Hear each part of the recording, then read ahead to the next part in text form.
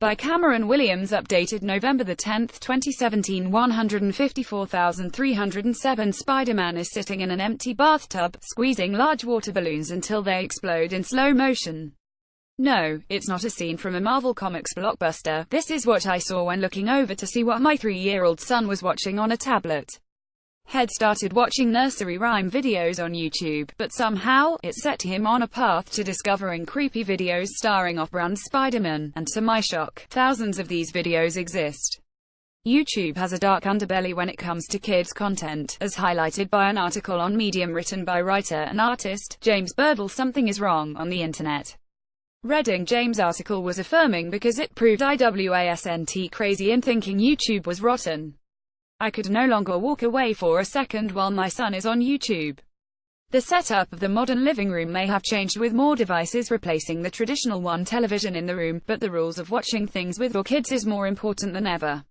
Supply and demand. An entire industry has grown within YouTube aimed at trying to capture views in the multi-millions as parents around the world use a tablet to keep their kids entertained.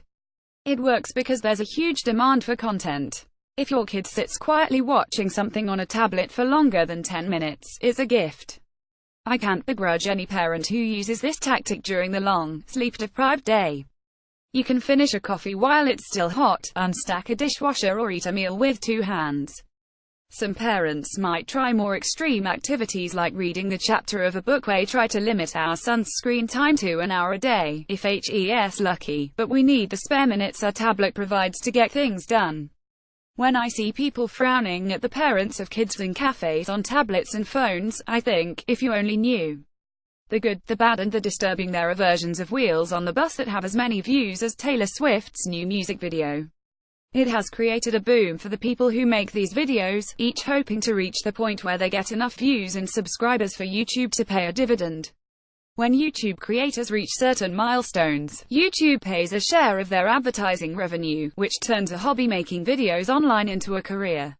There are lots of wannabe wiggles on YouTube doing an okay job at producing low-budget videos fast, but there's a lot creators riding the wave hoping to cash in on algorithms that help drive traffic to videos on YouTube by including popular characters kids are searching for. You get odd mashups of characters from Frozen fighting Spider-Man and Minions for no reason. A lot of these videos have disturbing imagery and are designed to capture views. They show little regard for the viewer. It's questionable whether certain videos, most using digital animation, are created by people at all. It becomes like Blade Runner trying to figure out what's human and what's auto-generated by a computer, which would explain the dehumanizing content of the most troubling videos. Cracking the shell. Another trend in this space is unpacking videos where people unwrap gifts. Most of the time they are eggs with a toy inside, sometimes it's Play-Doh. These videos appear to be harmless on the surface, but they suck kids in big time. These videos take their time to generate hype for what's being unwrapped, and spend an agonizing amount of time opening each trinket. I watched one of these videos with my son and the expression on his face reminded me of the adults I've seen slumped over poker machines at casinos. These videos tap into the addictive side of a child's senses, and the lack of creativity or entertainment on offer is a huge red flag. Parental guidance. The solution is simple: watch YouTube with your kids. Banning something outright sends an extreme message, and you need to deploy those boundaries sparingly for the consequences to mean something to your kids. Plus, you're helping to teach them about technology, a skill they're going to need in a tech-heavy world.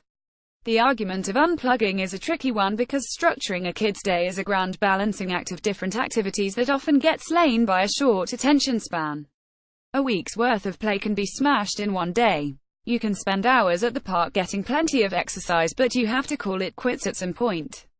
It used to be easier for parents to supervise what kids were watching because there were set channels on the one television in the household. YouTube is portable and the number of channels are infinite. Talk to your kids about what's good and bad about the videos they find.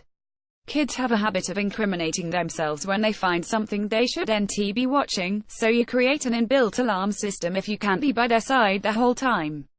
And none of it is wasted time. Parents already carry enough guilt for every waking decision they make. I adore it when my son asks questions and I get a vibe for his odd little mind at work when he's watching something. I get to see his sense of humor at play when things make him laugh. I dig it when he gasps at seeing Batman for the first time. Technology is going to be part of a kid's life whether you like it or not. Like with most parenting, the most important part is showing up. Topics: parenting, babies, family and children, digital multimedia, kids games and links, 26 years, children, toddlers, children preschoolers, play and learning, education, internet culture, Australia. First posted November 10, 2017. 055744.